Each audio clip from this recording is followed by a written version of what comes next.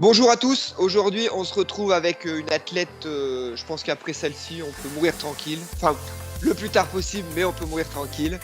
Blandine, salut, bonjour à tous, ça va? Salut Thomas, eh ben, écoute, ça va très bien. Tu démarres fort l'interview, je rougis déjà. Non, je dis ça pour ça, je dis tout ça parce que, voilà, globalement, actuellement en activité, il n'y a pas grand monde qui a les mêmes lignes que sur le CV que les tiens. Si tu peux préciser les choses pour ceux qui ne te connaîtraient pas, bon, ceux qui te connaissent pas, ils peuvent dégager tout de suite, mais ceux qui te connaissent, bon, ça fera une petite piqûre de rappel. Tu peux nous en dire plus? Oui, bon, bah, après, ce serait pas étonnant qu'ils me connaissent pas non plus, pour rester un petit peu modeste. Mais donc Blandine Hirondelle, j'ai 31 ans. Je suis du coup sportive de haut niveau et spécialisée en trail et en course en montagne. De mes plus grands, on va dire, comme tu dis, si je devais citer quelques grandes lignes sur mon CV, ce serait championne du monde de trail en 2019 en individuel et par équipe. Et puis après, championne du monde, donc par équipe, de course en montagne format long, toujours en 2019, et en individuel troisième. Euh, Plusieurs fois, si je ne me trompe, enfin, en fait, 2 fois championne de France de trail et 2 fois championne de France de course en montagne, vainqueur de l'OCC notamment, et puis d'autres courses. Bon, l'OCC a été c'était quand même une des plus réputées. Ouais. Récemment vainqueur du Ventoux, du Trail du Ventoux, il y a une semaine qualificative pour les championnats d'Europe de trail. Bah, Voilà. Blandine, ça fait quand même partie des coureuses où c'est un peu comme Courtney Water, c'est-à-dire que globalement, en fait, elle met quand même pas mal de gars à la planche et que en général, ça bataille pour pas finir deuxième fille. Oui, je termine rarement sixième masculin quand même elle a fait à l'UTMB. Mais... et puis- C'est que tu vas sur des courses vachement plus disputées. Ah oui, c'est sûr que l'UTMB, c'est la petite course de quartier, comme on dit. Ouais, alors tu es carrément modeste parce que donc ça, c'est ta partie sportive, mais tu as une vraie vie. T'as une vraie vie. Dans la vraie vie, t'es quoi? Oui, alors j'allais en parler, mais effectivement, j'ai un peu une double vie parce que avant de courir, je suis quand même gynécologue obstétricien, donc je mets tout ça en fait, tout ce qui a trait à la vie de la femme. Ok. Et donc pour finir sur l'aspect santé, donc là aujourd'hui tu récupères du Ventoux qui était la semaine dernière, ça a plutôt bien marché. Le Ventoux qui était la première manche finalement de qualification pour l'équipe de France. Donc toi tu as validé ta sélection, puisque globalement une des places était attribuée au vainqueur du Ventoux. Et là je crois que tu es un peu à l'arrêt parce que je crois que tu te fais opérer d'un petit truc à la hanche. Voilà, alors petit truc, ça reste un peu inspiratif. Enfin, justement, effectivement, je vais me faire opérer d'une endofibrose de l'artère iliaque. Mm. Alors, pour ceux qui ne connaissent pas, c'est une sorte pour être un petit peu plus, pour être un peu simpliste, c'est une sorte de rétrécissement de l'artère iliaque externe, c'est-à-dire c'est l'artère qui irrigue toute la jambe, qui vascularise toute la jambe. Mhm. Ça fait un certain moment en fait que j'ai des douleurs au niveau de la jambe qui m'agaçaient vraiment sur des sorties, enfin sur des entraînements assez intenses ou des courses courtes où je devais mettre pas mal d'intensité et là ça s'est un petit peu aggravé ces derniers temps et au bout d'un an on a découvert ça et c'est assez fréquent chez le cycliste parce Oui. qu'avec les mouvements de flexion de hanche ça se majore. Mais voilà, il y a une part héréditaire, une part acquise. Enfin, il y a des facteurs on va dire, facteurs de risque, donc le sport de haut niveau, le cyclisme, etc. Mm. Et donc, effectivement, je vais me faire opérer de ça. Donc, c'est quand même une grosse intervention. On va couper l'artère, on va la remplacer par de la veine. Enfin, voilà. Donc, je vais avoir un bon petit temps de repos. Donc, ce trait du Ventoux, je suis vraiment, j'ai passé la ligne d'arrivée. J'en pleurais parce que je venais tout juste d'apprendre que j'avais cette pathologie, je venais tout juste d'apprendre que j'allais me faire opérer et pour moi, j'avais pas du tout d'ambition. Je m'étais dit c'est la dernière sortie, on va essayer de serrer les dents et on va voir ce que ça va faire. Et puis finalement, la douleur m'a pas trop embêtée. Et je pensais pas, voilà, je pensais pas avoir ma place pour les championnats d'Europe. Après, voilà, il va falloir que je sois assez vigilante parce qu'en fait, j'estime à donc, les 6 semaines d'arrêt strict de sport.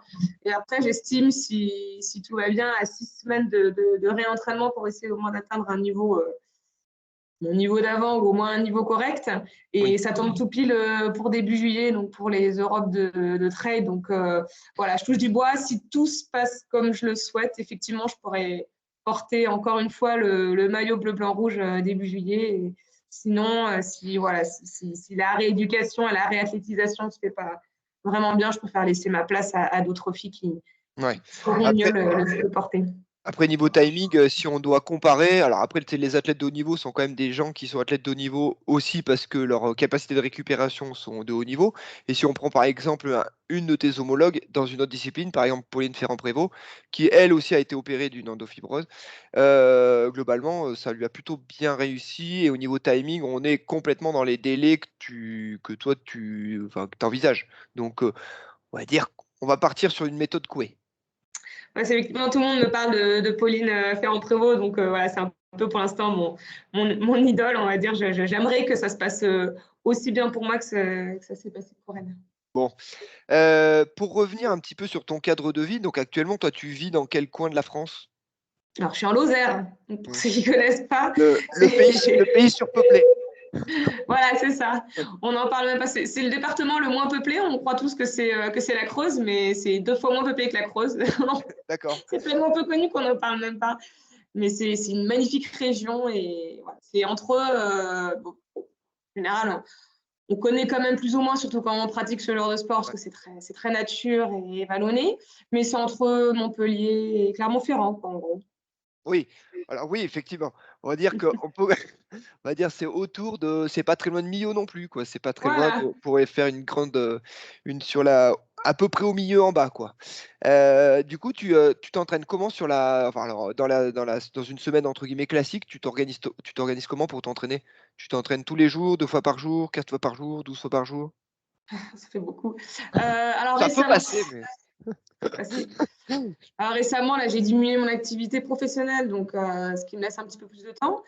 Les jours où je travaille, ça va être, je vais me lever tôt, puis je vais faire un footing ou ma séance tôt le matin. Et en général, je vais faire qu'une fois dans la journée parce que soit je termine trop tard ou soit je termine pas si tard, mais en fait, les journées, moi, me mmh, fatiguent. Et puis surtout que, enfin, je dis ça, mais maintenant que j'ai réduit mon activité, quand je travaille 24 heures en fait. Donc je fais des blocs d'astreinte de 24 souvent en fait 3 jours d'affilée, donc 72 heures. Donc voilà, ces jours où je travaille, c'est plutôt les jours de repos. Et puis sinon, sur des jours classiques, alors comme j'ai jamais eu un gros volume d'entraînement, c'est-à-dire que l'année dernière et en fait ça fait depuis que je fais entre guillemets du haut niveau que je suis plutôt aux alentours de 10 heures par semaine à 15 heures sur des bonnes semaines, donc ce qui n'est pas non plus énorme. Là, j'avais pour projet cette année, comme je disais, de réduire mon activité pour essayer de me consacrer un petit peu plus au sport et puis aussi à la récupération, puis à plein d'autres choses personnelles. Et l'idée, c'est de pas non plus doubler ou tripler. J'ai pas envie de. Voilà, il faut trouver le juste milieu. Faut être assez vigilant. Donc, tout ça pour dire que non, je ne quadruple ou ne quintuple pas dans la journée. En général, je vais faire une séance. Je vais faire 2 à 3 séances par semaine, et les jours où je fais des séances, donc soit des séances en côte, soit des séances là, l'après-midi, je vais essayer de faire 45 minutes à 1 heure de vélo ou de footing lent pour récupérer. Entre les deux, je vais faire des sorties un peu plus longues de 2 heures. Et puis là, l'idée, c'est comme j'aimerais bien augmenter les distances, c'est le week-end ou quand j'ai du temps, c'est de faire des sorties de 3 heures à pied ou 4-5 heures à vélo pour essayer de travailler un petit peu l'endurance. d'accord, donc on confirme, non, Blandine n'est pas une bigorexique. J'aime bien les moments de repos, j'avoue, ça peut être un avantage comme un inconvénient, mais des fois, il faut un peu me sortir un petit peu, que, voilà, que je me que je me donne un peu des coups de pied au cul pour aller à l'entraînement, toujours que je prends toujours du plaisir. Mmh. Et voilà, d'un autre côté, effectivement, je pense que je sais pas si il faut en faire bien, mais pas forcément trop. Enfin voilà, moi, en tout Ouais. cas, je touche du bois, j'ai jamais été blessée. Bon, j'ai ce problème à la jambe, mais qui n'est pas vraiment une blessure Mmh. due à l'excès de sport. Et voilà, j'espère que ça va rester comme ça parce que c'est jamais très sympa voilà, d'avoir des Carrément. blessures dues à l'excès de sport. Là, sur si tu devais donc là nous classer jusqu'à maintenant, on va dire ton meilleur moment sportif en termes de trail, ça serait quoi exactement si là tu te fermes les yeux, tu t'imagines ce que c'est ton meilleur moment jusqu'à maintenant, ça serait quoi? Il y en a eu tellement. Il y en a eu tellement, mais alors c'est une course enfin, que je répète, enfin voilà, quand on me pose cette question, je pense souvent à celle-là. C'était en 2019. Donc après le Trail du Ventoux, en mars 2019 où j'étais complètement inconnue et je suis arrivée au Ventoux et j'ai fait 2e, derrière une Américaine, donc première française. Et c'est là où il y avait le staff de l'équipe de France qui était là, dont Olivier Guy et Philippe Propage, en vue de recruter des athlètes pour faire partie de l'équipe de France des championnats du monde. Et donc, suite à ça, il y avait la course qualificative, justement, à Buis-les-Baronnies, Mmh. près de la Drôme, Oui. 2 mois plus tard, que je n'avais absolument pas prévu de faire. Et c'était suite au Ventoux où j'ai rencontré Philippe et Olivier. Après, on va dire après une semaine de négociations, je me suis laissée tenter pour essayer cette course sans vraiment grand objectif. Et en fait, c'est la première fois, et je crois vraiment l'unique fois où j'ai pris un dossard pour être avec un objectif d'être dans le top Mmh. 5, ou alors avec un objectif, vraiment. D'accord. Euh, c'est vrai qu'à chaque fois, enfin, même là encore, je commence la course et je me dis, bon, ben, on verra, je fais au mieux que je Mmh. peux et on verra. Là, je m'étais vraiment fixé ça et je me revois, j'en rêvais pendant un mois, je pensais qu'à ça m'a un peu. Ouais. J'étais malade de stress toute la semaine d'avant, chose qui m'arrive plus jamais. Et donc j'ai fini 2e derrière Adeline Roche. Et donc ça voulait littéralement signifier que j'étais qualifiée pour faire partie de l'équipe de France de trail. Et là, c'était mon plus grand rêve, quoi. Là, je me voyais déjà avec le maillot blanc-rouge. Et voilà, tout a commencé de là. Et je me revois passer la ligne d'arrivée. Voilà, comme un rêve qui se réalisait, j'étais sur mon nuage. Et ça a été magnifique. Même plus que les championnats, enfin, plus différents, mais Oui, les c'était le championnats du début. monde, Le il début. a fallu que je réalise, en fait, les championnats du monde. C'était tellement improbable que alors que là, je m'étais fixé l'objectif, donc je savais au fond de moi que c'était réalisable. Mmh. Et voilà, et j'ai tout de suite compris ce qui m'arrivait. Championnat du monde, j'ai mis du temps avant de comprendre Ouais. ce qui m'arrivait. Et là, donc là, c'est la partie à peu près fun. Si tu avais une anecdote VDM de trailer, ça serait laquelle pour l'instant? Bon, j'espère que ça sera la pire, que tu nous racontes qu'il n'y en aura pas derrière, mais si tu avais une qui te vient en tête, ça serait laquelle? C'est quand même toujours des bonnes expériences. Euh, Alors, en trail ou annexe trail, hein, qui peut dire je suis arrivé, j'ai fait mon sac, j'avais deux chaussures gauche, ce genre de tu vois, d'anecdotes qui te mettent assez vite la loose. J'ai pas de ça me vient pas comme ça à l'idée. Cela dit, pour en revenir un peu à ma cuisse, les championnats de France de course en montagne l'année dernière, j'ai souffert. Ouais. Mais il y a rien de vraiment fun au niveau loose. Là, tu me prends de court, peut-être que ça me reviendra. Je dois pas être assez tête en l'air ou Ouais, voilà, mais non, non, j'ai jamais eu on va dire de stop où je sais pas, j'imaginais peut-être des courses où on a dû s'arrêter pour faire ouais. la pause technique, mais ça m'est même pas jamais arrivé. Donc Bon, attention parce que en général, quand on vient d'en parler, c'est la prochaine qui arrive, hein, Ah, qui va être sympa. Ouais, les Europes de trail. Les erreurs de trail. Et si par exemple là tu devais, donc là tu repars pour on va dire 45 jours à peu près de non-activité.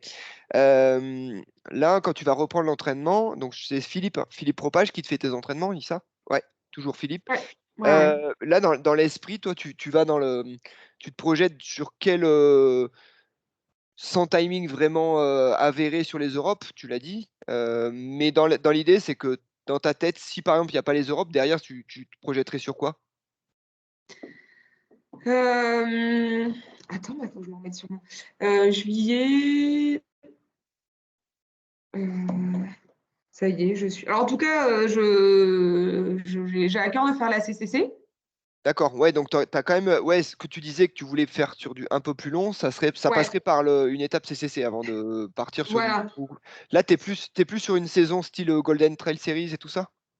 Non, en fait, non, c'était pas l'idée. Je voulais, les Golden Trail, voilà, c'est vachement sympa. Il y a un niveau de dingue, c'est une super expérience. Mais voilà, surtout cette année, ça reste des distances, un petit peu plus courtes, du 20 à 40 kilomètres maxi pour le marathon du Mont Blanc. Et c'est vrai que j'avais envie d'augmenter les distances cette année. Bon, malheureusement, je vais devoir couper, donc est-ce que l'endurance, Mmh. ça va suivre? Mais c'est vrai que j'avais à cœur d'augmenter les distances, dont la CCC. Ouais, en fait, j'avais 2 grands objectifs, c'était la CCC et les mondiaux de trail, mais le format long D'accord, cette année. OK, Voilà, donc c'est aussi c'est un 80 kilomètres, d'accord. les mondiaux de trail. Après, bon, peut-être qu'on me verra sur quelques courses des Golden, en course de préparation. Ouais, Mais c'est pas vraiment l'objectif, ouais, majeur. D'autant c'est plus pas que ton la finale, maintenant, se retrouve le même jour que que les championnats du monde et voilà, moi, ouais. Oui, je préfère, c'est pas ton plan de carrière.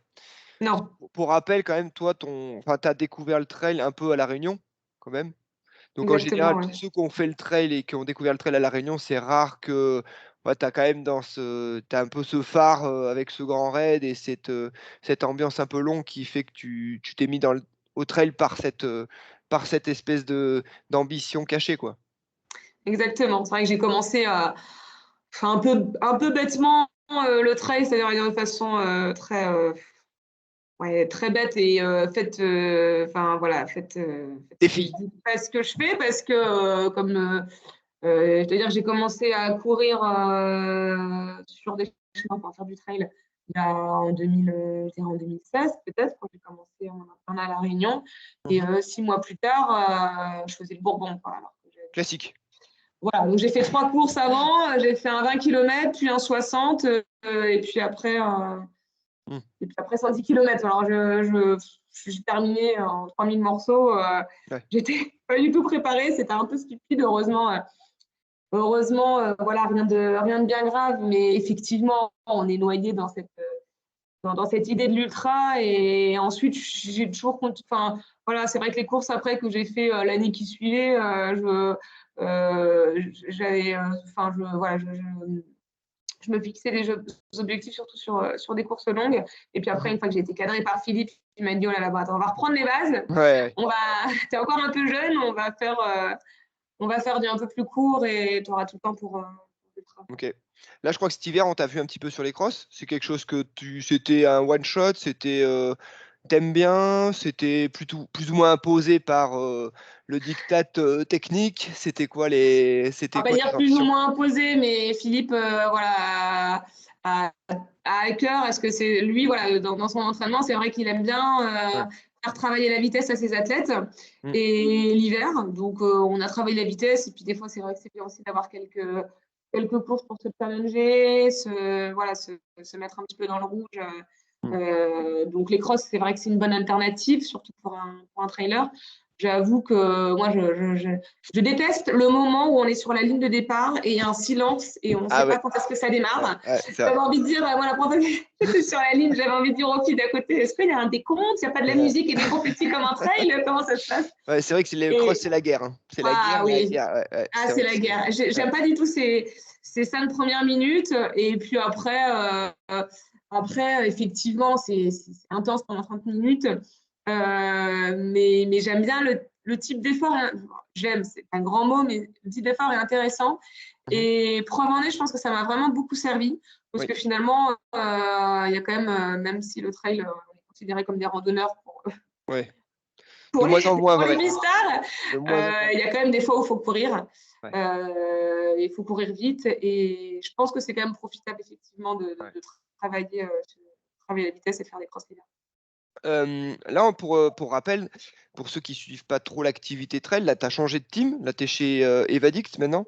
Alors, finalement, dans ton encadrement technique, ça n'a pas trop changé puisque Philippe t'a plus ou moins suivi ou t'a accompagné dans ce transfert-là.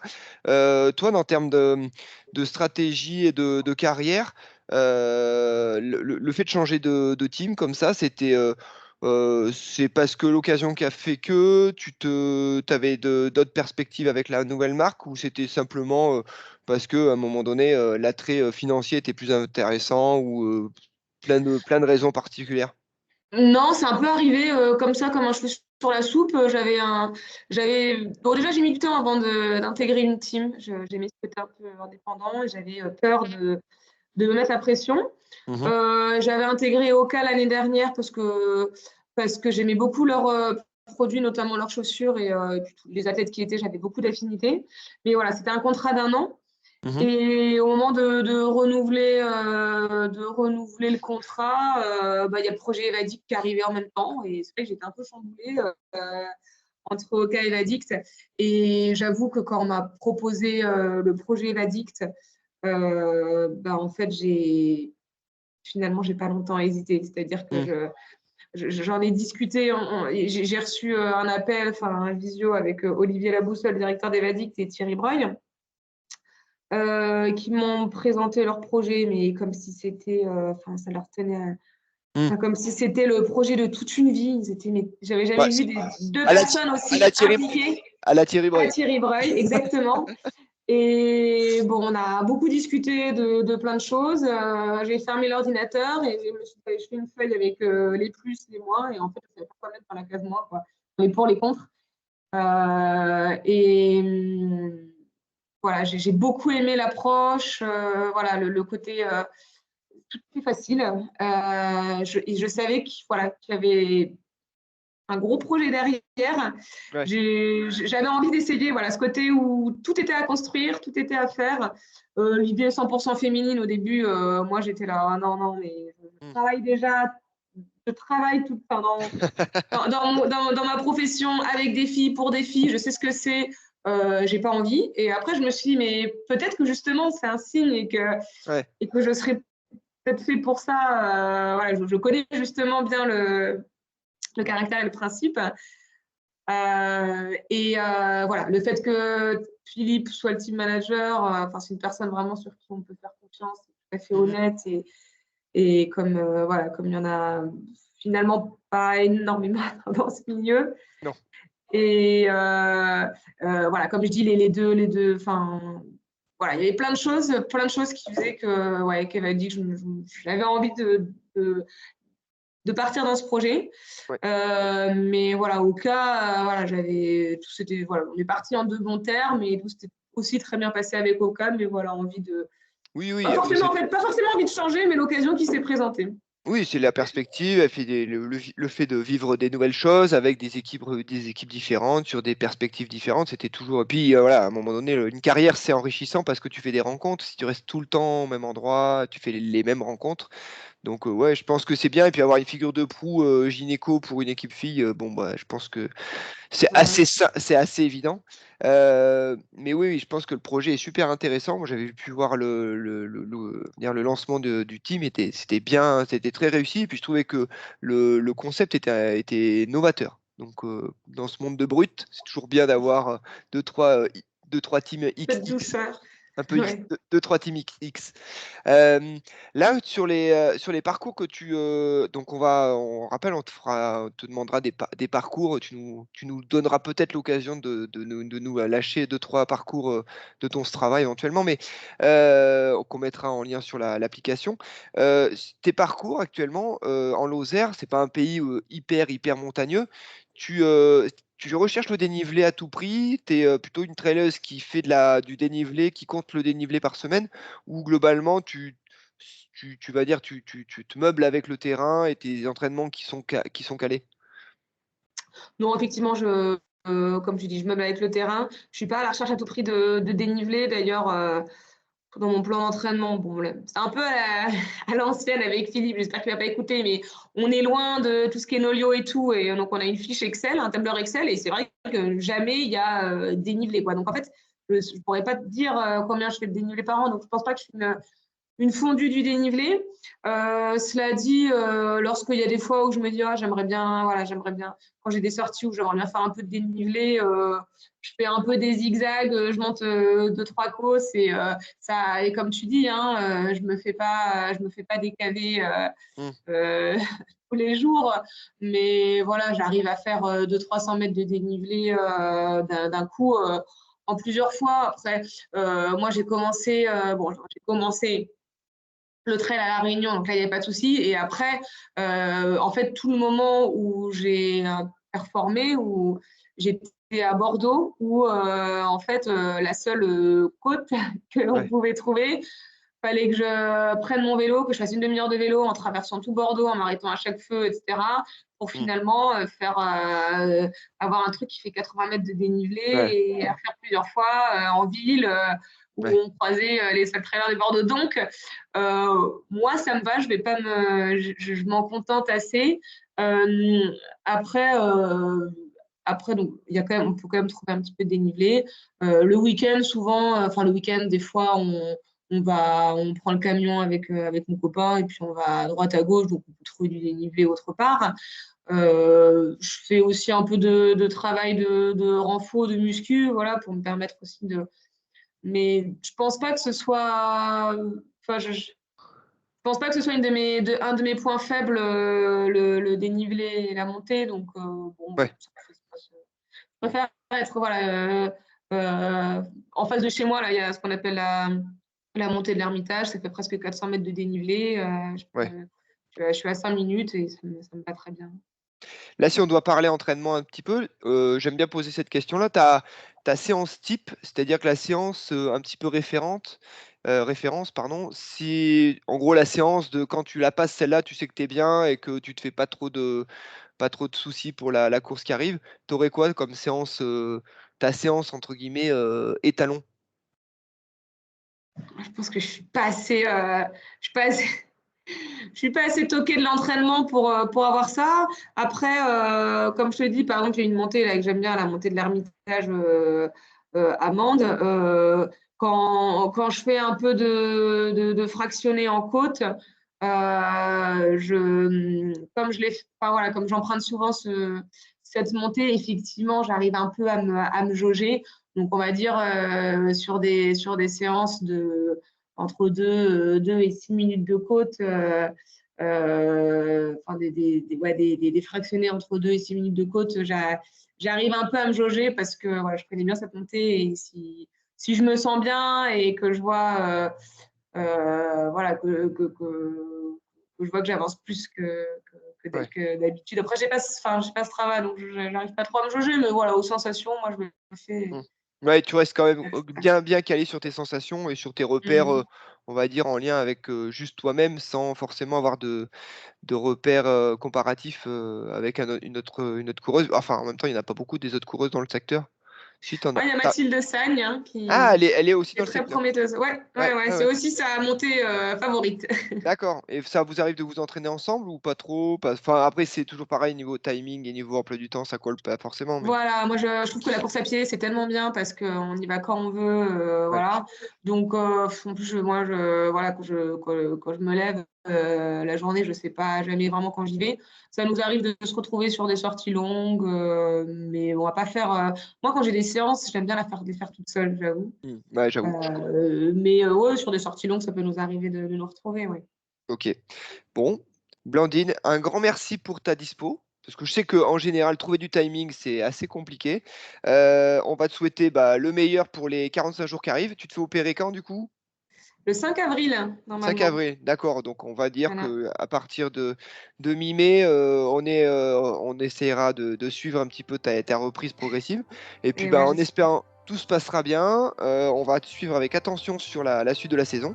Un grand merci encore une fois et puis on se retrouve, très vite sur les sentiers. Merci à tous, à très Et vite. merci Thomas.